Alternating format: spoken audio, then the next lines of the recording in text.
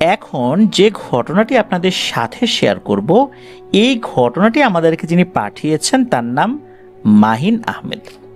ওনার বাড়ি সিরাজগঞ্জ জেলার কামারখন্দ থানার আলোকদিয়া গ্রামে। ঘটনাটি ঘটেছে ওনার নানাবাড়ির এলাকাতে। ওনার নানাবাড়ির যে গ্রামটা, এই গ্রামের 3 থেকে 4টা গ্রাম পরে। সঙ্গত কারণে গ্রামের নামটি উনি উল্লেখ করেন নাই। ঘটনাটি যখন ঘটে সময়কাল 1980 থেকে 85 সালের মধ্যবর্তী কোনো একটা সাল হবে আর কি। তো ওই সময় গ্রামের বাড়িগুলো কিন্তু এখন যেরকম অনেকটা কাছাকাছি ঘনবসতি হয়েছে এরকমটা ছিল না, অনেক দূরে দূরে একটা বাড়ি ছিল। ঘটনাটি যার সাথে ঘটে তার নাম হচ্ছে আয়েশা, আর তার স্বামীর নাম হচ্ছে শফিকুল ইসলাম। এই যে শফিকুল ইসলাম, উনি কাজ করতেন টাঙ্গাইল জেলার কোনো একটা তাঁতি ভান্ডারে, যেখানে জামা কাপড় তৈরি করা হতো আগেকার দিনে। তো যেহেতু সবসময় ওখানেই থাকতে হতো তাকে, বাড়িতে ওনার স্ত্রী, একটা মেয়ে এবং একটা ছোট ছেলে একা একা থাকতেন। বলে রাখা ভালো, ওই বাড়িটা সবার বাড়ি থেকে অনেকটা দূরেই ছিল। বাড়ির সামনে ছিল এই মাহিন ভাইদের নানা বাড়িদের একটা পুকুর, পুকুরের পাশে বিশাল জঙ্গল, আর তার কিছুটা দূরে একটা শ্মশান। ঘটনা এক রাতের, আনুমানিক রাত তখন 2টো কি 3টা, সঠিকভাবে বলা যাচ্ছে না কয়টা বাজে। তো তার ছোট ছেলে এই আয়েশা বেগমকে বলে যে সে বাইরে যাবে, তার ওয়াশরুমে যাওয়ার দরকার। এখন ওই সময়ে গ্রামে এখন যেরকম পাকা ওয়াশরুমগুলো করা, তখন তো এরকম ছিল না। তো এই আয়েশা বেগম চিন্তা করেছে যে রাতের বেলা ছেলেটা এখন ওয়াশরুমে যাবে, তো এক কাজ করি, ওকে পুকুরের কাছে নিয়ে যাই, সেখানে গিয়ে সে ফ্রেশ হোক। তো ওই চিন্তা করে ওই পুকুরের কাছে নিয়ে গেছে। ছেলেটা তো ছোট, তো উনি দাঁড়িয়ে আছেন। ছেলেটা যখন ফ্রেশ হয়েছে তখন তাকে পুকুরের পানি দিয়ে পরিষ্কার পরিচ্ছন্ন করাচ্ছিলেন। তখন কিন্তু সব বাড়িতে এরকম টিউবওয়েল ছিল না, অন্য বাড়িতে টিউবওয়েল ছিল। কয়েকটা বাড়ির লোকজন সেখান থেকে পানি নিয়ে আসতো, আবার অনেকে কুয়া ব্যবহার করতো, কুয়ার পানি তুলে নিয়ে আসতো। তো উনি যখন পুকুরের পানি দিয়ে তার ছেলেকে পরিষ্কার করছে, এমন সময় এই আয়েশা বেগম লক্ষ্য করেন পুকুরের ওই পারে কেউ একজন বসে আছে। তখন পূর্ণিমা না থাকলেও আকাশে চাঁদ ছিল, মোটামুটি আশেপাশে ভালো করেই দেখা যাচ্ছিল। তো এই আয়েশা বেগম খেয়াল করেন ওই পাশে তারই পরিচিত এক দেবর বসে আছে। এই জন্য আয়েশা বেগম তার নাম ধরে রাখে, তার নাম ছিল আজম। তো উনি বলছেন, রে আজম, তুই এত রাত্রে এখানে একা একা বসে আছিস কেন? ভয় ডর নাই? বাড়িতে ঝগড়াঝাটি হয়েছে নাকি? পুকুর পাড়ে এভাবে একা বসে থাকা ঠিক না এত রাতের বেলা, যা যা বাড়িতে যা। তো এই আয়েশা বেগম অনেকবার ডাকাডাকি করে, কিন্তু ওই অবয়বটা তার কথার কোনো উত্তরই দেয় না। একটা পর্যায়ে এসে আয়েশা বেগম বুঝতে পারেন এটা কোনো স্বাভাবিক বিষয় নয়। তখন উনি দ্রুত তার ছেলেকে নিয়ে ঘরে চলে আসেন। ঘরের দরজা জানালা লাগিয়ে দিয়ে হারিকেন জ্বালিয়ে শুয়ে থাকেন। কিছুক্ষণ পর আয়েশা বেগম বুঝতে পারেন তার ঘরের আশেপাশে কেউ একজন হাঁটাহাঁটি করছে। বাড়িটা অন্যান্য বাড়ি থেকে অনেক দূরে হওয়ার কারণে তিনি তো চিৎকারও করতে পারছেন না। আর তাছাড়া তার স্বামী বাড়িতে নাই, ছোট ছোট ছেলে পেলে। এখন ওনার চিৎকার যদি ছোট ছোট ছেলে মেয়েগুলো ভয় পেয়ে যায়, তারাও চিৎকার চেঁচামেচি শুরু করে, তখন তো আর একটা ঝামেলা হবে। এই জন্য উনি চুপ করে আছেন। বাড়ির চারপাশে হাঁটাহাঁটি শব্দ তো উনি পাচ্ছেনই। একটা পর্যায়ে এসে এই হাঁটাহাঁটির শব্দের সাথে আরো কিছু শব্দ যুক্ত হয়। কেউ রাগে যদি গড় গড় করতে থাকে ওই রকম শব্দ হচ্ছে। উনি বুঝতে পারেন যে পুকুর পাড়ে একটু আগে যে জিনিসটাকে উনি দেখেছেন, ওনার দেবর মনে করেছেন এটা কোনো একটা ভয়ঙ্কর পিশাচ। তাকে উনি বিরক্ত করেছেন, এই জন্য এখানে এসে ভয় দেখাচ্ছে। হঠাৎ করে টিনের চালের উপরে ধূপধাপ শব্দ করে, হয়তোবা মাটির ঢেলা বা ইটের ছোট ছোট টুকরো এরকম পড়ার শব্দ শুনতে উনি পান। এই শব্দে ওনার ছেলে মেয়েরাও ঘুম থেকে জেগে যান। এবার আসলে সবাই মিলে ভয় পেয়ে যান। এরপর বাড়ির যেই বেড়া, চালটা টিনের থাকলেও বাড়ির বেড়াটা ছিল হচ্ছে পাটখড়ি দিয়ে তৈরি। পাটখড়ির বেড়ার উপরে মনে হচ্ছে কোন লাঠি দিয়ে ঠাস ঠাস করে আওয়াজ হচ্ছে। এরপরে দরজার উপরে মনে হচ্ছে কেউ কিল ঘুষি মারছে, মনে হচ্ছে এখনই দরজা ভেঙে ফেলবে। উনি কি করবেন? একজন মহিলা মানুষ, ছোট ছোট দুটো বাচ্চা, এদিকে বাচ্চা দুটো ঘুম থেকে উঠে কান্নাকাটি শুরু করে দিয়েছে। উনি হারিকেনের আলোতে দ্রুত কোরআন পাঠ করতে থাকেন। তখন এই শব্দগুলো আস্তে আস্তে কমতে থাকে। একটা পর্যায়ে দূর থেকে ফজরের আজান যখন ভেসে আসে, তখন দরজার ওপাশ থেকে একটা কথা শোনা যায়, ভাবিস না আজকে বেঁচে গেছিস, তোকে কিন্তু আমি এত সহজে ছাড়ছি না, তোর সাথে আবার দেখা হবে।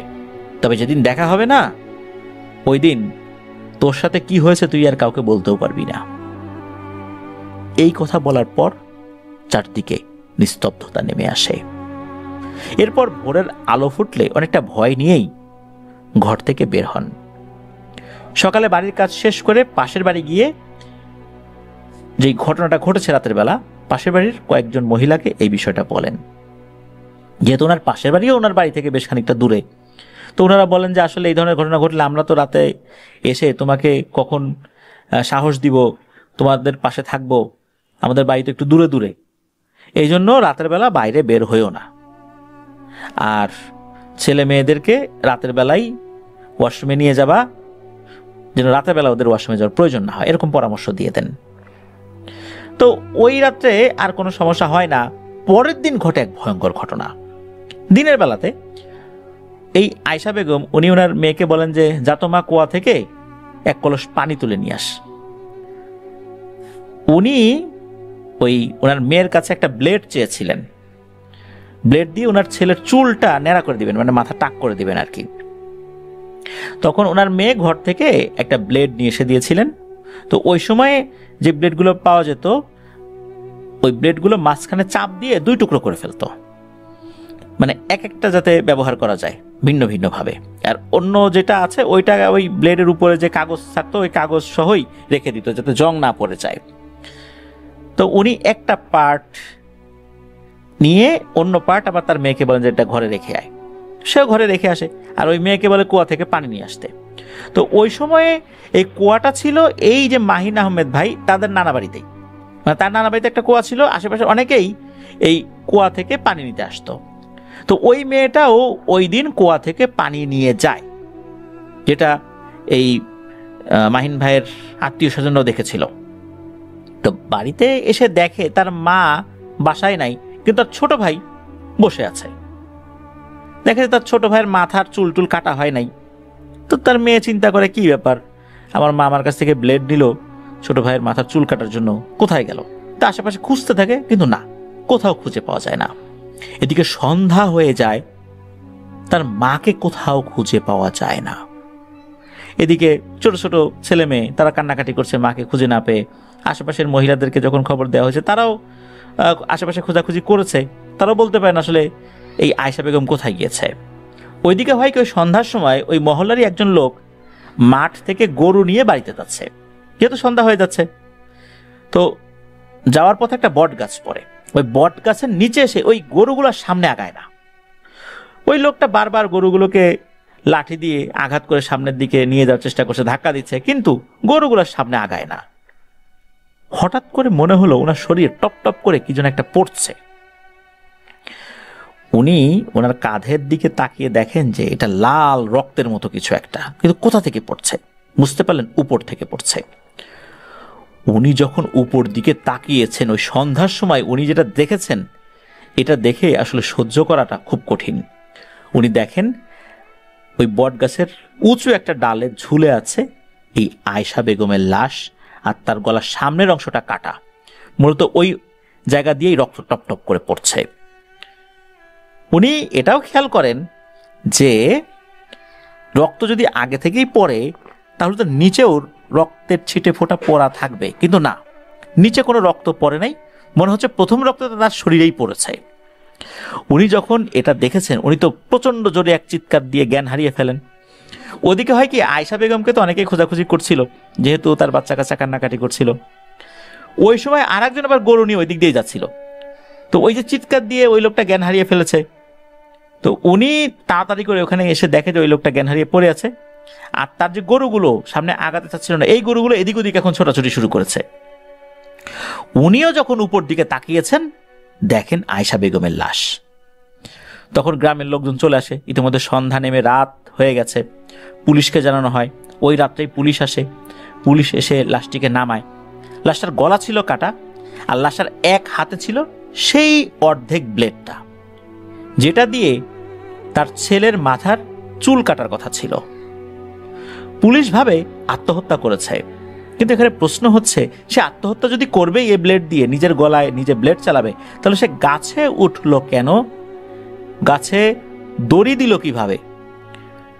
গাছে দড়ি দেওয়ার পর তার তো গলায় ব্লেড চালাতে পারার কথা নয়, কারণ ওই সময় হাত আর উপরে ওঠে না। আর আগে ব্লেড চালিয়ে কোনোভাবেই গলায় দড়ি দেবারও তো কথা না। তার পারিবারিক কোনো সমস্যা ছিল না তো? কিন্তু আসলে উনি একজন সুখী মহিলা ছিলেন, পরিবারে কোনো অশান্তি ছিল না। হ্যাঁ, টাকা পয়সার সমস্যা ছিল, কিন্তু তার পারিবারিক কোনো অশান্তি ছিল না। তার স্বামী কাজের জন্য বাইরে থাকতেন, আসতেন আবার বাড়িতে। খুব সুন্দর একটা সুখী সংসার ছিল। কিন্তু ওই রাত্রের সাথে যে এই ঘটনাটা যোগসূত্র ছিল, এটা পরবর্তীতে মানুষ বুঝতে পারে। বিশেষ করে ওই রাত্রে কি ঘটনা ঘটেছিল সেটা তো উনি পাশের বাড়ির কয়েকজন মহিলার সাথে শেয়ার করেছিলেন, তারাও বিষয়টা জানায় যে এই ঘটনা হয়েছিল। এরপরে এই যে বট গাছ, এই বট গাছের নিচ দিয়ে যারা সন্ধ্যার পরে যাতায়াত করতো, অনেকে নাকি কান্নার আওয়াজ শুনতে পেত। এটা যখন বেশ একটা ভয়ানক জায়গায় পরিণত হয়, কারণ এই বট গাছটা নিয়ে আগে কখনো ভয়ের ঘটনা ঘটে নাই। এই আয়েশা বেগমের লাশ পাওয়ার পর থেকেই সমস্যা শুরু হয়। এরপর গ্রামবাসী পরামর্শ করে সিদ্ধান্ত নেয় এই গাছটি কেটে ফেলা হবে। সত্যি গাছটা কেটেও ফেলা হয়। খুব একটা দরকার ছাড়া রাতের বেলা ওই রাস্তা দিয়ে কেউ একটা যেতে চাইতো না।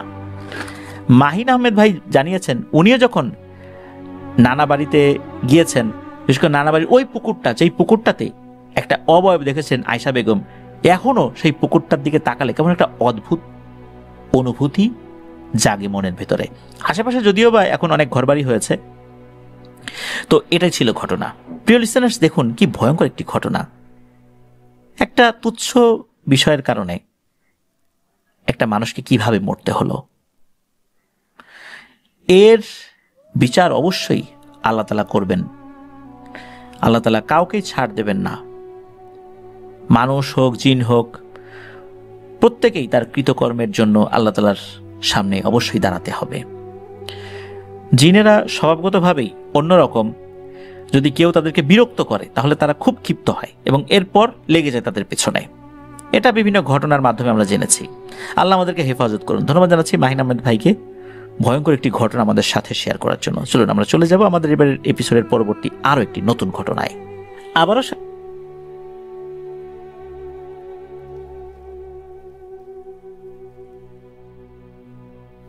প্রাচীন নাম চন্দ্রদ্বীপ। কালের বিবর্তনে এক মুসলিম অভিযাত্রী বাকর খানের নামে নামকরণ করা হয় বাকেরগঞ্জ। এই বাকেরগঞ্জই একটা সময় পরিচিতি লাভ করে বরিশাল নামে। ব্যবসা বাণিজ্যের অন্যতম এক কেন্দ্রবিন্দু ছিল এই বরিশাল অঞ্চল, যা এখনো রয়েছে, তবে সেই জৌলুস অনেকটাই হারিয়েছে এটা বলতে হবে। নদী বিধৌত এই বিশাল বরিশাল অঞ্চলে রয়েছে বেশ কয়েকটি জেলা। নদী যেখানে রয়েছে ভয়ের ঘটনা সেখানে থাকবে না তা তো হয় না। এমনই একটি রহস্যময় ঘটনা আমাদেরকে পাঠিয়েছেন মোহাম্মদ তানিম ইসলাম। ওনার বাড়ি বরিশাল জেলার মেহেন্দিগঞ্জ উপজেলার কাশীপুর ইউনিয়নের বাঘিয়া গ্রামে। ঘটনাটি অনেক আগের, 1940 সালের আশেপাশে হবে এরকম একটা সময়। ঘটনাটি ঘটেছিল ওনার নানুর বাবার সাথে। তার নাম ছিল হচ্ছে মিন্টু। উনি মূলত একটি কারখানায় কাজ করতেন। পরিবার থেকে ওনার দুরন্তপনা দেখে একটি কারখানায় কাজে লাগিয়ে দেওয়া হয়। ধলেশ্বরী নদীর তীরবর্তী একটি গঞ্জে মূলত এই কারখানাটা ছিল। যেহেতু ওই সময় বরিশাল অঞ্চলে অনেক ব্যবসা বাণিজ্যের প্রসার ঘটেছিল, বিভিন্ন ধরনের ব্যবসা বাণিজ্য, তো এই জন্য বিভিন্ন ধরনের কারখানাও সেখানে গড়ে উঠেছিল ওই সময় প্রেক্ষাপটে যেগুলো ছিল আর কি। তো ওখানে যখন তাকে কাজে লাগিয়ে দেওয়া হয়, তার আগে তাকে বিয়েও করিয়ে দেওয়া হয় যাতে করে সংসারে মন বসে, কাজকর্মে মন বসে। এদিকে কারখানার কাজে তো তার মন বসে না। কারখানার কাজ থেকে বারবার শুধু পালিয়ে বাড়িতে ফেরত যেতে ইচ্ছা করে। চেষ্টা যে উনি করেন নাই পালিয়ে যাওয়ার জন্য তা না, চেষ্টা করার পর আবারও তাকে ধরে বেঁধে আবার সেই কারখানায় পাঠিয়ে দেওয়া হয়েছে। একটা সময় মন বসে যায়, যদিও মানে জোর করে মন বসানো আর কি। এইভাবেই চলছে সময়। বিয়ে শাদী করেছেন, 2 বছর বয়সেই সন্তানও হয়েছে। একবার একটা সিদ্ধান্ত নেয় তার কলিগরা। তার কলিগের মধ্যে একজন নাম ছিল হচ্ছে তরুণ। তো এই তরুণ সহ আরো কয়েকজন কলিগ সিদ্ধান্ত নেন যে শুক্রবার কারখানা যেদিন বন্ধ থাকে, তো ওই দিন ওনারা একটা পানসি নৌকা ভাড়া করবেন। তখন কিন্তু পানসি, বজরা এরকম বিভিন্ন ধরনের নৌকা পাওয়া যায়। ছোটখাটো একটা পানসি নৌকা ভাড়া করবেন বন্ধুরা মিলে। ওনারা যেখানে থাকেন আর কি, ওখান থেকেও বেশ কিছুটা দূরে, প্রায় 2 ক্রোশ দূরে। 2 ক্রোশ বলতে হচ্ছে 1 ক্রোশ সমান 2 মাইলেরও কিছু বেশি। যদি আমরা 1 ক্রোশ সমান কিলোমিটারে হিসাব করি, তাহলে সেই কিলোমিটার হবে প্রায় 3.25 কিলোমিটার, এরকম হবে 1 ক্রোশ সমান। এরকম 2 ক্রোশেরও বেশি, প্রায় হিসাব করে দেখা যাচ্ছে যে প্রায় 6.5 কিলোমিটার দূরে একটা গঞ্জ রয়েছে, সেখানে যাত্রাপালা হবে। সেটাও ধলেশ্বরী নদীর তীরেই আর কি একটা জায়গা। তো ওনারা রওনা দিয়েছেন দুপুরের পর। তো যেই নৌকা, যেটা ওটা ছিল একটা পানসি নৌকা, তো পানসি নৌকায় যখন উঠেছেন তখন এই তালই দেখেন যে এই নৌকার যিনি মাঝি, 6 ফুটের উপরে লম্বা, কালো বর্ণ, একদম লিকলিকে বডি, দেখে মনে হচ্ছে এটাই একটা ভূতপ্রেত জাতীয় কিছু। তার নাম হচ্ছে চরণ। সবাই তাকে চরণ মাঝি বলেই চেনে। সে মূলত এই পানসি নৌকায় চালায়। তখন তো এরকম ইঞ্জিন চালিত নৌকা পাওয়াটা বেশ মুশকিল ছিল। একদম ছিল না তা না, কিন্তু এটা ছিল খুবই রেয়ার। তখন সবাই ইঞ্জিন চালিত নৌকা আসা শুরু করেছে ওই ব্রিটিশ পিরিয়ডে আর কি। অধিকাংশ নৌকাগুলো পাল তুলে দেওয়া হতো, বাতাসের যেই চাপটা থাকতো সেই চাপে, এবং বৈঠা যে বাওয়া হতো আর কি। এভাবেই নৌকাগুলো তার গন্তব্যে যেত। অনেক সময় লাগতো যদিও বা। তো এই চরণ মাঝি তিনি ইনস্ট্রাকশন নিলেন কিভাবে যাবেন, কোথায় যাবেন। এরপর নৌকা চালানো শুরু হলো। যেহেতু অনেকটা পথ আস্তে আস্তে চালিয়ে যাচ্ছিলেন, তো রাতের বেলা একটা সময় সেই গঞ্জের কাছে চলে আসেন। দূর থেকে দেখা যাচ্ছিল সেই গঞ্জে বিভিন্ন আলো টালো জ্বলছে আর কি। তখন এরকম তো ইলেকট্রিসিটি ছিল না, তখন ওই যে হ্যাজাক বাতি জ্বলতো, বড় বড় লণ্ঠন জ্বলতো। যেহেতু গঞ্জ মানে হচ্ছে রাতের বেলা বা সন্ধ্যার পরে যে সেই গঞ্জের কার্যক্রম বন্ধ হয়ে যাবে, বিষয়টা এরকম না। নদী কেন্দ্রিক যে গঞ্জগুলো গড়ে ওঠে বা ব্যবসায়িক যে কেন্দ্রগুলো গড়ে ওঠে, সারা রাতই তো বিভিন্ন জায়গা থেকে নৌকা আসে, নৌকা ছাড়ে, মাল লোড হয়, আনলোড হয়। এই কারণে সারা রাতই লোকজন থাকে। তো ওই গঞ্জের একটা বিশেষ জায়গায় একটা যাত্রাপালার আয়োজন করা হয়েছিল। তো যাত্রাপালার কথা যখনই চরণ মাঝি শুনেছে, সেই চরণ মাঝিও বায়না ধরে বসে যে তাকেও নিয়ে যেতে হবে। তার তো নৌকায় থাকার কথা, কিন্তু তাকেও নিয়ে যেতে হবে। এদিকে হয় কি, এই যে যিনি তালই, ওনার আসলে যাত্রাপালার প্রতি আগ্রহ ছিল না। উনি অনেকদিন পরে বন্ধু বান্ধবদের সাথে বের হবেন, কলিগদের সাথে বের হবেন, একটু ঘুরবেন, গল্প গুজব করবেন, এটাই ছিল কথা। মানে এরকমই চিন্তা করে বের হয়েছেন। এখন ওইখানে যখন ওনারা চলে আসছেন, চলে আসার পর সবাই তো নেমে যাচ্ছে। চরণ মাঝিও সে ওই নোঙ্গর, অ্যাঙ্কর বলে যেটাকে, ওইটা তো নামিয়ে দিয়েছেন, নৌকা ভালো করে সেট করেছেন তীরে। তিনিও বেশ প্রফুল্ল চিত্তে অন্যদের সাথে এই যাত্রাপালা দেখতে যাবেন। এদিকে তালই মশাই তো একা পড়ে গেছেন। উনি একা একা কিভাবে থাকবেন? ওনার একবার মনে হলো যাই যাত্রাপালা দেখে আসি, কিন্তু মন আর টান ছিল না। উনি ওনার কলিগদেরকে বললেন যে তোমরা তাড়াতাড়ি ফেরত এসো, যাত্রাপালা তো সেই ভোরের দিকে শেষ হবে, এতক্ষণ আমি একা একা কি করবো? তারাও বলছেন যে তুমি আমাদের সাথে চলে আসো, কিন্তু উনি তো যাবেন না। তখন উনি বললেন যে তোমরা ঘন্টাখানেক দেখে চলে আসো, ঘন্টাখানেক আমি এখানে আছি। উনি নৌকার যে ছাদ, সেই ছাদের উপর উঠে বসে থাকলেন। কিছুক্ষণ পর শুয়ে পড়লেন, চাঁদ দেখছিলেন। একটা পর্যায়ে ওনার ঘুম ঘুম ভাব চলে আসে, ঘুমিয়েও যান। কতক্ষণ ঘুমিয়েছেন উনি ঠিক বলতে পারবেন না। ঘুম যখন ভেঙে যায়, হঠাৎ করে কোনো এক অপরিচিত জায়গায় নিজেকে আবিষ্কার করেন। উনি দেখতে পান আশেপাশে কোনো গঞ্জের নাম নিশানাই নাই। গঞ্জে তো আলো টালো জ্বলা দেখেছিলেন উনি কিছুক্ষণ আগেও, কই এখন তো কিছু দেখা যাচ্ছে না। কতক্ষণ ঘুমিয়েছেন উনি ঠিক বলতে পারবেন না, আর রাত যে কয়টা বাজে সেটাও উনি বলতে পারবেন না। উনি দেখেন যে নৌকাটা যেখানে বাঁধা আছে ওখান থেকে কিছুটা দূরে মনে হচ্ছে বিশাল বড় একটা প্রাসাদের মতো, পরিত্যক্ত একটা প্রাসাদ। প্রাসাদ বেয়ে গাছপালা উঠে গেছে, ভগ্ন একটা প্রাসাদ, এরকম একটা প্রাসাদ দেখা যাচ্ছে। আশেপাশে কোনো আলোর চিহ্নই নাই, তবে আকাশে চাঁদ রয়েছে। উনি চিন্তা করেন কি ব্যাপার, এ কোথায় আসলাম? হঠাৎ করে উনি দেখেন এই যে চরণ মাঝি, উনি হেঁটে হেঁটে আসছেন। উনি চরণ মাঝিকে দেখার সাথে সাথে বললেন যে, কি চরণ দা, বন্ধু বান্ধবরা কই, তুমি একা আসলে কেন? তখন চরণ মাঝি বলছেন যে ওরা আরো পরে আসবে, যাত্রাপালা শেষ হলে আসবে। এই কথা বলার পর ওই চরণ মাঝি নৌকাতে ওঠার পর সে নোঙ্গর তুলে ফেলেছে। তখন এই তালই মশাই বলছেন, কি ব্যাপার, তুমি নোঙ্গর তোলো কেন, আমার বন্ধুরা আসবে না? এখন নোঙ্গর তোলার কি হলো?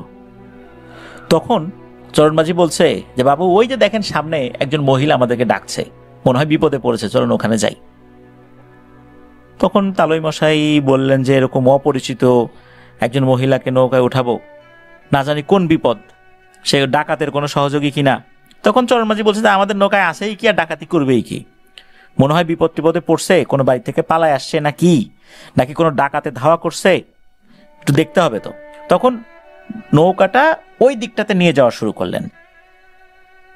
অর্থাৎ ওই মহিলা যেখানে দাঁড়িয়েছিল সেই জায়গা থেকে হেঁটে আসা যায়, এটা সত্য, নৌকার ওখানে মাঝখানে বেশ কিছু এবড়ো থেবড়ো জায়গা ছিল, যার কারণে নৌকাটা ওই দিকে ঘুরিয়ে যখনই কাছাকাছি নিয়ে গেছে, মনে হলো ওই মহিলাটা দৌড়ে, মনে হলো পানির উপর কয়েক কদম দৌড়েই নৌকার উপর উঠে গেল।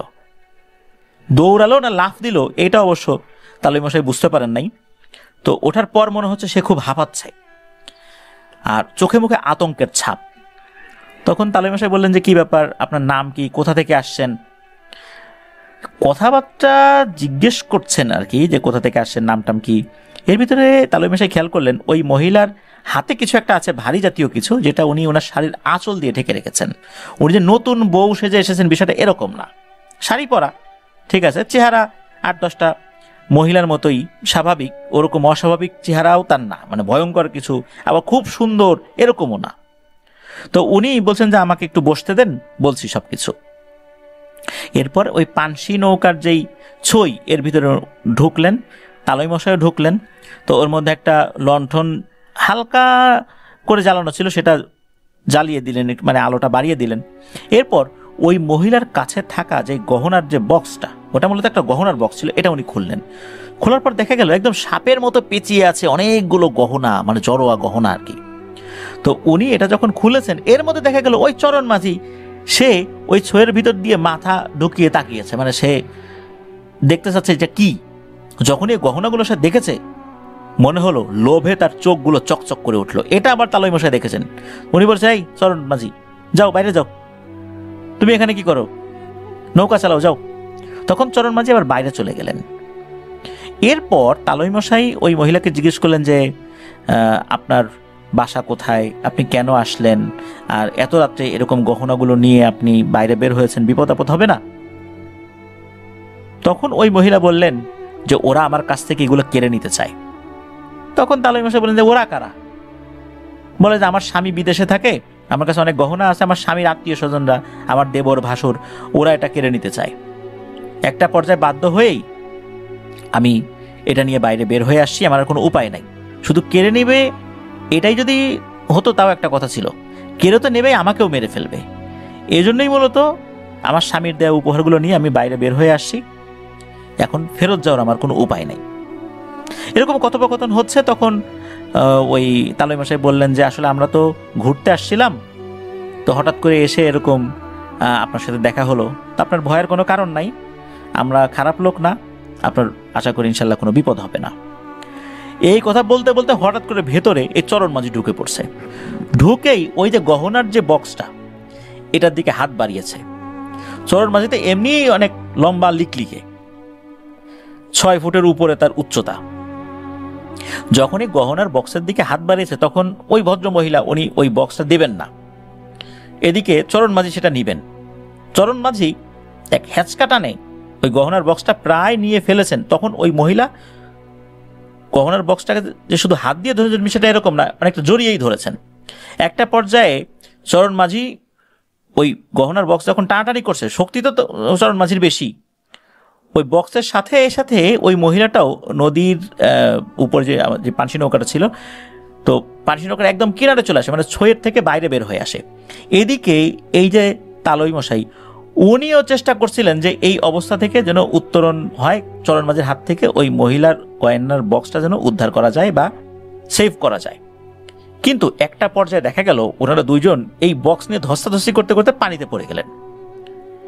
পানিতে পড়ে যাওয়ার সাথে সাথে এরা দুইজন পানিতে পড়ার পরও এই বক্স নিয়ে টানা হেঁচড়া করছে। মানে চরণ মাঝি এই বক্স নিবে, কিন্তু ওই মহিলা এটা ছাড়বে না। এইভাবে করতে করতে হঠাৎ করে মনে হলো যে ওরা দুজন পানিতে তলিয়ে গেল। এখন উনি কিভাবে এটা উদ্ধার করবেন, কি করবেন না করবেন, উনি আসলে কিছুই বুঝতে পারছিলেন না। উনি চিন্তা করলেন যে এ কি হলো তার চোখের সামনে। এদিকে একটা অদ্ভুত ব্যাপার, এই সমস্ত জিনিস করতে করতেই কিন্তু একটা সময় সকালের আলো ফোটে। তখন দূরে কয়েকটা নৌকাও দেখা যায়। এদিকে আসল মাঝিই নাই, উনি একা। ওই নৌকাগুলোকে উনি দূর থেকে ডাকেন, নৌকাগুলো কাছে আসে। তখন ওই নৌকাগুলো এই নৌকাকে তীরে ভেরান। তীরে ভেরানোর পর বলেন যে আসলে আমরা আসলাম গঞ্জে যাত্রা দেখতে, তারপরে হঠাৎ করে এই ঘটনা। আমি তো এরকম একটা প্রাসাদ দেখলাম, কিন্তু আমি যেখানে ছিলাম সেখানে কোনো প্রাসাদ ছিল না। তখন ওখানে থাকা কয়েকজন লোকজন বলল যে প্রাসাদ আশেপাশে 20 ক্রোশ এলাকার মধ্যে কোনো প্রাসাদ নাই। আপনি কোথায় প্রাসাদ দেখছেন? হ্যাঁ, কিছু গঞ্জ আছে, কিন্তু কোথাও এইরকম কোনো প্রাসাদ আছে বলে আমাদের জানা নাই। আর যেই ঘটনার কথা বললেন, এরকম কোনো মহিলা এত রাতের বেলা বের হবে, এটাও তো হওয়ার কথা না। এদিকে তালই মশাই বলছেন, হ্যাঁ আমি প্রাসাদ দেখেছি, এরকম একটা ভগ্ন প্রাসাদ আমি দেখেছি। তখন একজন বয়স্ক ভদ্রলোক বললেন, ও বুঝতে পারছি, আপনিও দেখছেন তাহলে। এটা অনেকেই দেখে। আসলে এটা শোনার সাথে সাথে উনি যে খুব অবাক হয়েছেন বিষয়টা এরকম না। তখন উনি বললেন যে অনেক সময় অনেকেই একটা অদ্ভুত রাজবাড়ি দেখে। আজ থেকে 50 বছর আগে মূলত নদী ভাঙনে ওই বাড়িটা বিলীন হয়ে গেছে নদীর ভিতরে। ওই বাড়িতে একজন বউরানী থাকতো। শোনা যায় উনিও কোনো এক রাত্রে নদী ভাঙনের সময় উনিও মারা গিয়েছেন আর কি। এরপরে তাকে বিভিন্ন সময় দেখা যেত যে একটা গয়নার বক্স নিয়ে সে ঘুরে বেড়াচ্ছে, নৌকায় উঠেছে, এইটাই। তো আপনিও তাহলে এটা দেখছেন, কিন্তু আপনি যেই এলাকায় নৌকা নিয়ে ছিলেন সেটা তো এখান থেকে বেশ দূরে। আপনাকে তাড়াতাড়ি সেখানে যেতে হবে, আমার বন্ধু বান্ধবরা তো খুঁজছে। তো যাই হোক, একটা সময় উনি সেই পানসি নৌকা নিয়ে সেই জায়গায় যেতে সক্ষম হন। ওখানে গিয়ে দেখা গেল সে চরণ মাঝি আর তার বন্ধু বান্ধবরা দাঁড়িয়ে আছে। চরণ মাঝির চোখে মুখে আতঙ্ক যে তার নৌকা কোথায় গেল। এদিকে সুস্থ মানুষকে নৌকার মধ্যে রেখে তারা গেছেন আরেক জায়গায়। তারা চিন্তা করছেন কি ব্যাপার, কি হলো, কোনো বিপদ আপদ হলো না তো? জানা গেল চরণ মাঝি যাত্রাপালা দেখতে গিয়েছিল, সে আর আসে নাই, তাদের সাথেই ছিল। যাত্রাপালা শেষ করেই তারা আসছে। তারা যাত্রাপালা দেখতে দেখতে এতটাই মোহগ্রস্ত হয়ে গিয়েছিল যে ঘন্টাখানেক পরে যে আসতে হবে, এই তালই মশাই যে একা একা বসেছেন এই বিষয়টা তাদের মাথায় ছিল না। তো চরণ মাঝির কাছে যখন জিজ্ঞেস করা হলো তুমি কি আসছিলা কিনা, সে বলে না তো আমি আসি নাই, আমি যাত্রাপালা দেখতেছিলাম। তো যাই হোক, এই যে ঘটনাটা উনি যেই ব্যাপারটা দেখেছিলেন এটা বিভিন্ন সময় বিভিন্ন মানুষের কাছে বলেছিলেন। আসলে নদীতে অনেক ইতিহাস রয়েছে। শরীয়তপুরের জাজিরা এলাকা বা নড়িয়া উপজেলাতে কিন্তু 200 বছরের পুরনো গঞ্জগুলো নদী ভাঙনে বিলীন হয়ে গেছে, যেখানে অনেক কিছু ছিল। আপনারা অনেকেই হসপিটালের ঘটনা শুনতে চান। আমি আশা করব আজকের ঘটনাটি তাদের অনেক অনেক ভালো লাগবে। ঘটনাটির সময়কাল 1991 সাল। ঘটনাটি আমাকে যিনি দিয়েছেন ওনার নাম হচ্ছে রোমানা রেজা। ওনার বাড়ি পুরান ঢাকার ওয়ারিতে। 1991 সালে উনি ঢাকা ইউনিভার্সিটির ইংরেজি ডিপার্টমেন্টে পড়তেন। উনি খুব সাহসী একজন মানুষ ছিলেন। ওনার আম্মা হঠাৎ করে অসুস্থ হয়ে পড়ে এবং অসুস্থ হওয়ার পর বর্তমানে ঢাকার খুবই বিখ্যাত একটি বেসরকারি হসপিটাল, সঙ্গত কারণে নাম বলছি না, তো সেই হসপিটালে তাকে অ্যাডমিট করা হয়। এই হসপিটালটি তখন ছিল 3 তলা বিশিষ্ট এবং সেটা ছিল ইউ আকৃতির। আপনারা অনেকেই হয়তোবা বুঝেও থাকতে পারেন, কিন্তু তারপরও আমি নামটি বলবো না। এই হসপিটালটি নিচ তলাটায় বারান্দা ছিল, উপরের দোতলায় কোনো বারান্দা ছিল না। নিচতলার বারান্দাটা কোনো রেলিং ছিল না, খোলা ছিল, মানে সেটা চারদিক থেকে খোলা এবং একটা পাশে সুন্দর মানে বাগান আছে।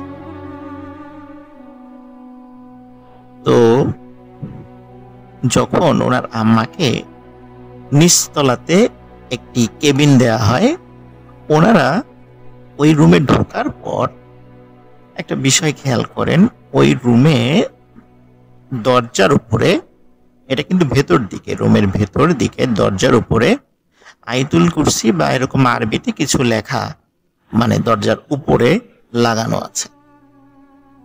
এটা হসপিটাল কর্তৃপক্ষ লাগাতে পারে, অথবা কোনো রোগী সেখানে এসেছে তারাও সেটা লাগিয়ে যেতে পারে, যে কোনো কিছু হতে পারে।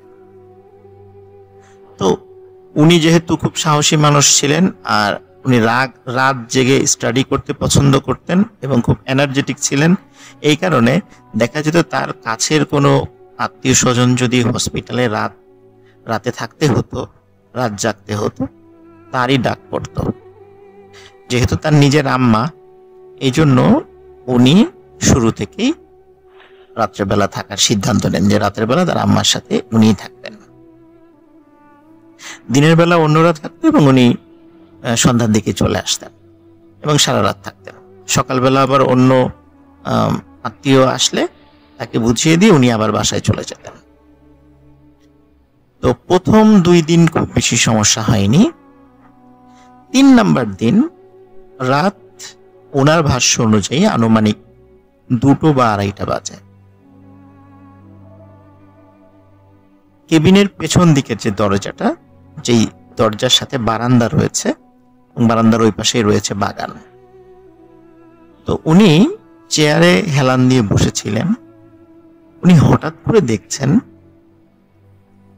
জাস্ট গোড়ালি থেকে নিচ পর্যন্ত 2টো পা, এবং এই পা দুটো খুবই উজ্জ্বল, টিউবলাইট যেভাবে আলোকিত হয় ঠিক তেমন, পা দুটি ঠিকই তেমন।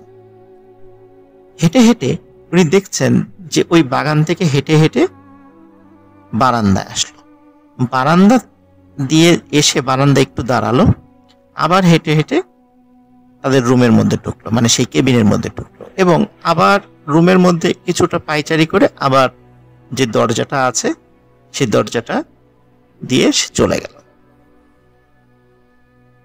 উনি প্রথমে চিন্তা করছেন যে হয়তোবা টানা 2 রাত ভালো ঘুম হয়নি, রাত জাগা হয়েছে, আজকে 3য় রাত, উনি হয়তোবা ভুল দেখেছেন কিনা, নাকি স্বপ্নের মধ্যে জিনিসটা দেখেছেন।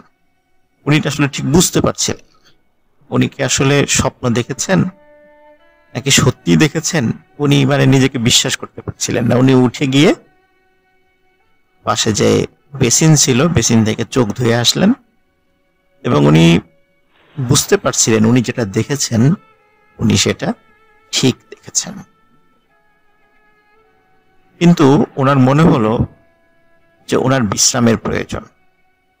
এই জন্য সকালবেলা যখন ওনার আব্বা হসপিটালে আসেন, তখন ওনার আব্বাকে বলেন যে আমার তো একটু বিশ্রামের প্রয়োজন, আমি মনে হয় একটু বেশি পরিশ্রান্ত হয়ে গেছি, চোখে উল্টাপাল্টা দেখছি, তো আমি বাসায় চলে যাই, বাসায় গিয়ে ভালো করে ঘুম দেই, রাতের বেলা আমি আর একা থাকবো না, আমার সাথে আরেকজনকে পাঠিও। তার মানে হচ্ছে মানে উনি আর একা থাকবে না, সাথে আরেকজন লোককেও পাঠাতে বলেছেন উনি।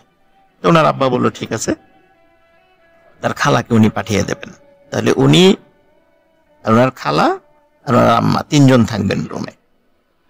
তো সেই কথাই হলো। উনি বাসায় গিয়ে ফ্রেশ হয়ে লম্বা একটা ঘুম দেন। উনি আবার সন্ধ্যায় ওনার খালাকে নিয়ে চলে আসেন। খালাকে নিয়ে চলে আসার পর অদ্ভুত কিছু ব্যাপার ঘটতে থাকে। সেটা হচ্ছে যে খালা কিন্তু রাত জাগার প্রিপারেশন নিয়ে আসছেন এবং উনি সারাদিন ঘুমিয়েছেন যাতে করে উনি রাত জাগতে পারেন। কিন্তু খালা যখনই ওই রুমের মধ্যে আসেন, আসার সাথে সাথে উনি বলেন যে আমার খুব ঘুম পাচ্ছে, আমি বসে থাকতে পারছি না। উনি সাথে সাথে পাশে যে চেয়ার ছিল সেই চেয়ারে বসে পড়েন এবং ঘুমিয়ে যান। এবং ওনাকে অনেক ডাকাডাকি করে, কিন্তু উনি ঘুমের ভেতরে বলতে থাকেন যে আমি কিছুতেই চোখ খোলা রাখতে পারছি না, এত ঘুম আমার কেন আসছে আমি জানি না। তার মানে এটা বলতে বলতেই উনি একদম ঘুমিয়ে যান, ওনাকে আর কোনোভাবেই জাগানো সম্ভব হয় না। তখন এই রোমানা আপু উনি যেটি করেন সেটা হচ্ছে যে উনি চিন্তা করেন যাক আজকে রাত্রে আমাকে জাগতে হবে। উনি অন্যান্য দিনের মতোই স্বাভাবিকভাবেই উনি ওনার আম্মার পাশে পায়ের দিকে উনি ওই হসপিটালে বেডের সাথে একটু হেলান দিয়ে উনি বসে আছেন। তো হঠাৎ করে মনে হলো যে উনি একটু বারান্দায় গিয়ে পায়চারি করবেন। উনি বারান্দার দিকে যান, বারান্দার দিকে গিয়ে হঠাৎ করে একটা জায়গায় ওনার চোখ আটকে যায়। উনি দেখেন ওনাদের যে বারান্দাটা, এই বারান্দা বরাবর ঠিক অপোজিট পাশে দোতলাতে একটি রুমের লাইট জ্বালানো। আমি আগের থেকে বলে নিয়েছি দোতলাতে কোনো বারান্দা ছিল না, সেটা সরাসরি রুমের মতো আর কি, সেই রুমে কোনো বারান্দা নেই। তো উনি খেয়াল করেন ওই রুমের মধ্যে স্পষ্টভাবে দেখা যাচ্ছে যে সাদা কাপড় পরা কিছু একটা দাঁড়িয়ে আছে। উনি ভালো করে খেয়াল করেন যে সাদা কাপড় পরা যেটা দাঁড়িয়ে আছে সেটার আকৃতিটা অন্যান্য সাদা কাপড় পরা কোনো মানুষের মতো নয়। একটি লাশ যখন কবর দেওয়া হয়, এই কবর দেওয়ার সময় যখন একটি লাশকে কাফনে পেঁচানো হয়, মাথাটা যেমন বাঁধা হয়, ঠিক সেইভাবে একটি লাশ দাঁড়িয়ে আছে। লাশটি কাফনে মোড়ানো, মাথার উপরে বাঁধা। এবং আরো অদ্ভুত ব্যাপার এবং ভয়ানক ব্যাপার হচ্ছে উনি যখন একটু সাইডে সরে যান, মনে হয় লাশটাও ওনার দিকে ঘুরে যাচ্ছে। উনি যদি ডানে আসেন মনে হয় লাশটা ওনার দিকে যাচ্ছে, উনি যদি বায়ে আসেন মনে হয় লাশটা ওনার দিকে যাচ্ছে। উনি চিন্তা করেন এটা কি কোনো মানুষ ওভাবে দাঁড়িয়ে আছে নাকি দূর থেকে উনি ভুল দেখছেন, এটা আসলে উনি খুব একটা বুঝতে পারছিলেন না।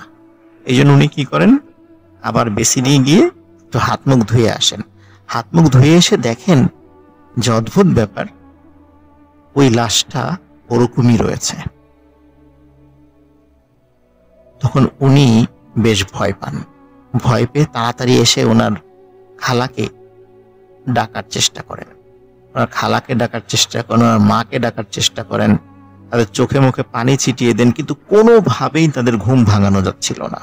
এটা কিন্তু অদ্ভুত ব্যাপার, কারণ একটা মানুষের ঘুম ভাঙানোর জন্য যত চেষ্টা করার দরকার উনি করেছেন, কিন্তু কোনোভাবেই তাদের ঘুম ভাঙানো যাচ্ছিল না। কেন এত বেশি ঘুম এসেছিল এটা আসলে উনি বুঝতে পারছিলেন না।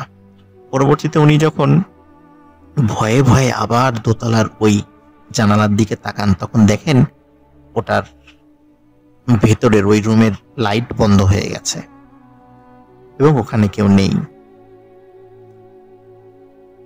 প্রথমে উনি ভাবেন যে হয়তোবা উনি ভুল দেখেছেন, কিন্তু সকালবেলা উনি দোতলার ওই জায়গাটাতে ওই রুমের ওইখানে যান, গিয়ে দেখেন সেই রুমটা তালাবন্ধ এবং মনে হচ্ছে গত কয়েক মাসে ওই রুমে কোনো রুগী আসেনি, রুমটা বেশ ময়লা আবর্জনা রয়েছে।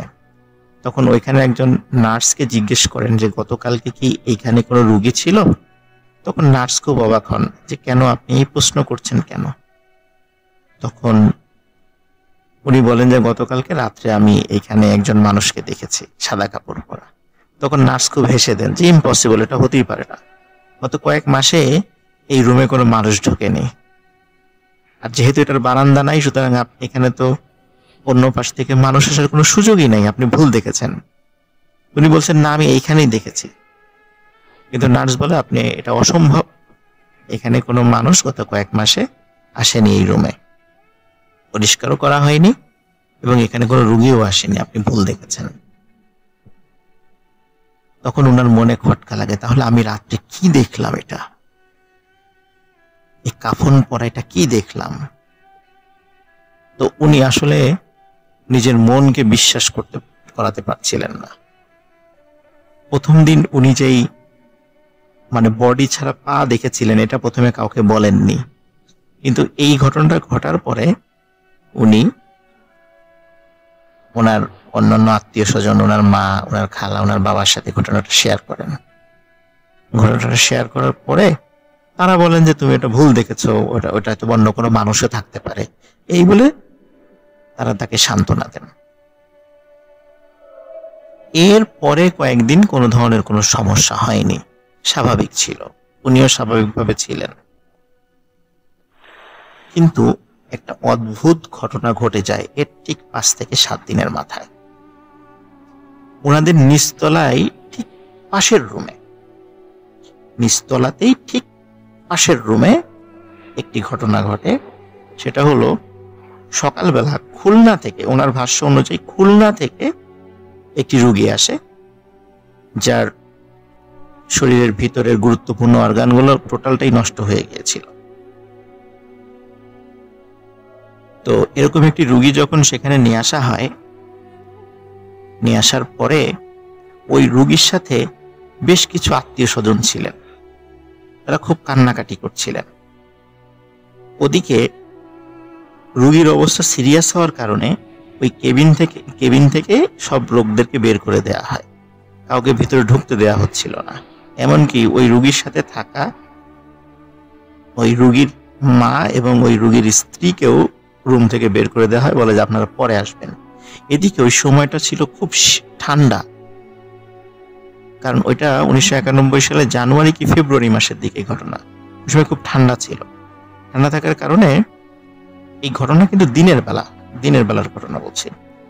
ঠান্ডা থাকার কারণে মানে দিনের বেলা এবং সকালবেলা ছিল। তো সকালবেলা যেহেতু স্বাভাবিকভাবেই ঠান্ডা ছিল, ওই সময় শৈত্য প্রবাহও পড়েছিল। আর ওই রোগীর স্ত্রীর সাথে ওই রোগীর 7-8 বছর বয়সী একটা বাচ্চাও ছিল, এবং বাচ্চার নাম ছিল হচ্ছে জনি। রোমানা আপু আমাকে বলেছেন ওই বাচ্চার নামও তার মনে আছে, বাচ্চার নাম ছিল জনি। তারা খুলনা থেকে এসেছিলেন। তো রোমানা আপুর আম্মা বললেন যে ওরা তো বাইরে কষ্ট পাচ্ছে ঠান্ডার মধ্যে, তাহলে আমাদের রুমে বসতে বলো। তো রোমানা আপু তাদেরকে ডাক দিলেন এবং ডেকে বললেন আপনারা আমাদের রুমে বসেন, ডাক্তার বললে তখন আবার আপনার হাজবেন্ডের রুমে, আপনার ছেলের রুমে যান। যেহেতু ওনার ওয়াইফ এবং মা এবং বাচ্চা এই 3 জনকে তখন ওনার বাইরে দাঁড়িয়ে ছিল দেখে তাদেরকে ওনাদের রুমে নিয়ে আসেন, একদম ওনাদের পাশের রুমের ঘটনা আর কি। ওনারা বসে আছেন, কথা বলছেন যে কি হয়েছে না হয়েছে এইগুলো ওনারা শেয়ার করছিলেন। হঠাৎ করে রোমানা আপু দেখতে পেলেন যে ওনাদের যে রুমের পশ্চিম দিকের যে দেয়ালটা, মানে পশ্চিম দিকের দেয়ালের ওই পাশটাতেই হচ্ছে আর মানে ওই রোগীটার আছে। তো পশ্চিম দিকে দেয়ালের একদম রুফ বা ছাদের ভেতর, মানে ছাদে হঠাৎ একটা জিনিস ওনারা দেখতে পান। রোমানা দেখেন যে একটি কালো মেঘের মতো, ঘন মেঘের মতো, আমরা যেমন আকাশে যেরকম মেঘ দেখি এরকম মেঘের মতো একটা জিনিস দেয়াল ভেদ করে বের হলো এবং ছাদটা টাচ করে আস্তে আস্তে পূর্ব দিকে চলে যাচ্ছে। উনি অবাক হয়ে সেটা দেখছেন এবং পূর্ব দিকে গিয়ে মনে হলো যে একটু দাঁড়ালো, মেঘটা দাঁড়ালো, তারপর আবার পূর্ব দিকে দেয়ালের সাথে আস্তে করে মিলিয়ে গেল। তখন রোমানা আপুর আম্মু তাকে বলেন যে রোমানা, আমি যেটা দেখেছি তুমিও কি সেটা দেখেছো? বলে হ্যাঁ মা, আমিও তো সেটাই দেখেছি। যখনই দেয়ালটা ভেদ করে চলে গেছে ওই মেঘটি, তখন ওনাদের রুমে একজন নার্স প্রবেশ করে ওই দুইজন মহিলা এবং ওই বাচ্চা তাদের উদ্দেশ্যে বলে যে আপনাদের রোগী মারা গেছে। তখন তারা তো ছুটতে ছুটতে ওই কোষে চলে যায়, কিন্তু তারা কিন্তু ওই মেঘটা দেখেনি। অদ্ভুত ব্যাপার যে কেন ওই মেঘটা পশ্চিম দিকের ওই পাশ থেকে বের হয়ে এসে আবার পূর্ব দিকের দেয়ালের দিক দিয়ে মিলিয়ে গেল, কেন এটা হলো?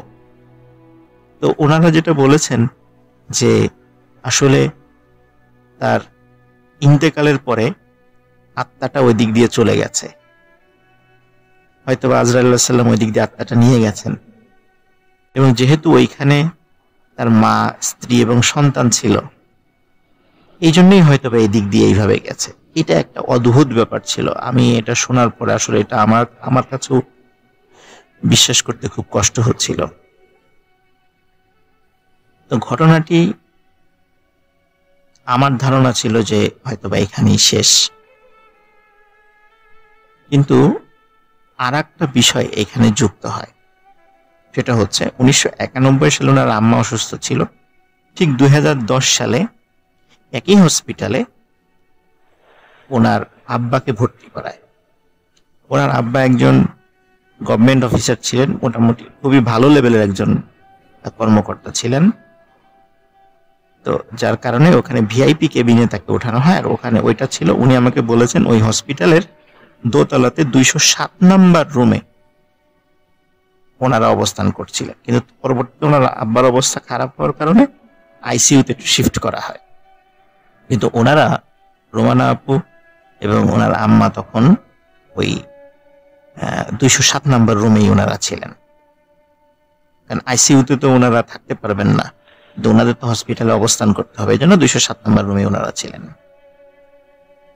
তো ওনারা খেয়াল করলেন ওনাদের পাশে এক রুম পরে 209 নাম্বার রুমে সাদা কাপড় পরা, অধিকাংশ লোকই সাদা কাপড় পরা, মনে হচ্ছে খুব সম্ভ্রান্ত বংশের এবং পরহেজগার পরিবারের বেশ কিছু লোক, কিছু মহিলা, কিছু পুরুষ একজন রুগীকে নিয়ে আসলো।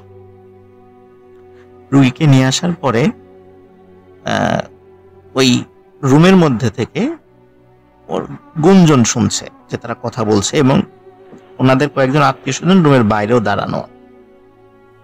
তো রুমানা আপু খুব অবাক হচ্ছেন, কি মানে ওনাদেরকে দেখে খুব সম্ভ্রান্ত এবং পরহেজগার বলে মনে হচ্ছে। এটা কিন্তু 2010 সালের ঘটনা। আমি ফার্স্টে যে ঘটনাটা বলেছি এটা 1991 সালের ঘটনা। 1991 সালে ওনার আম্মা অসুস্থ ছিলেন, আর 2010 ওনার আব্বা অসুস্থ হন। তো উনি হঠাৎ করে খেয়াল করেন যে সিঁড়ি দিয়ে একটা 6-7 বছর বয়সী একটি বাচ্চা মেয়ে দৌড়ে আসছে, সাদা একটি ফ্রক পরা, খুব সুন্দর একটি বাচ্চা মেয়ে। উনি অবাক হয়ে ওই বাচ্চা মেয়েটার দিকে তাকিয়ে থাকেন। ওই মেয়েটার সাথে একটা অদ্ভুত জিনিস ছিল, যেটা রোমানা আপু খেয়াল করেন। সেটা হচ্ছে, মনে হচ্ছিল ওই মেয়েটার সাথে ছোট্ট একটা মানে বালিশের মতো, মানে আমরা যেরকম মহিলাদেরকে ছোট্ট ভ্যানিটি ব্যাগ দেখি, মনে হচ্ছে যে ওই মেয়েটার সাথে একটি ভ্যানিটি ব্যাগের মতো আছে, সেটার আকৃতি একটা ছোট্ট বালিশের মতো, এবং সেটি একটি মনে হচ্ছে একটি আলোর একটা বক্স, মানে সেটার ভিতর থেকে আলো ঠিকরিয়ে বের হচ্ছে, মনে হচ্ছে ওটা একটা আস্ত একটা লাইট। মেয়েটি দৌড়ে দৌড়ে কি করলো, ওই 209 নাম্বার রুমটাতে চলে গেল, এবং 209 নাম্বার রুমে ঢোকার কয়েক সেকেন্ডের মধ্যেই ওই রুম থেকে আর্তনাদের শব্দ, সবার কান্নার শব্দ। উনি ছুটে ওই রুমে চলে গেলেন, গিয়ে দেখলেন যে ওই বেডে একটি পুরুষ এবং বয়স্ক পুরুষের মৃতদেহ পড়ে আছে, এবং ওই রুমে কোনো বাচ্চা মেয়ের কোনো নিদর্শনই নাই। উনি চিন্তা করলেন যে তাহলে এই পাশে ওয়াশরুম হয়তো বা থাকতে পারে, ওয়াশরুমের দিকে যেতে পারে বাচ্চা মেয়েটা, উনি দেখলেন না, এটা এই রুমটার সাথে অ্যাটাচ ওয়াশরুম নাই, বারান্দাও নাই। তাহলে এই মেয়েটা কোথায় গেল? ওই সময় যেহেতু মানুষ মারা গিয়েছে, কৌতূহল হয়ে কাউকে জিজ্ঞেস করা যাচ্ছে না, কিন্তু পরবর্তীতে লাশ বের করার সময় একজন ওই রোগীর একজন আত্মীয়ের কাছে জিজ্ঞেস করেছিলেন যে আচ্ছা, একটু আগে আমি একজন মেয়েকে ঢুকতে দেখেছি, আপনারা কি দেখেছেন? বলে কই না তো, আমাদের সাথে কোনো মেয়ে, ছোট বাচ্চা মেয়ে আসে নাই, আর আমরাও কোনো মেয়েকে দেখি নাই। উনি খুবই অবাক হন যে তাহলে আমি কি দেখলাম। উনি প্রথম 1991 সালে যে ঘটনাটা ফেস করেছিলেন, যে একটি মেঘের মতো মেঘ চলে গেল, তারপর একজনের মৃত্যু হলো, আবার একটি বাচ্চা মেয়ে সে ওই রুমে ঢুকলো, কয়েক মুহূর্তের মধ্যে তার মৃত্যু হয়ে গেল। উনি কি দেখলেন, কি ছিল ঘটনা, এই রহস্যের আজও কুলকিনারা হয়নি। হসপিটাল কেন্দ্রিক এই ঘটনাটি রোমান আপু আমাকে শেয়ার করেছেন।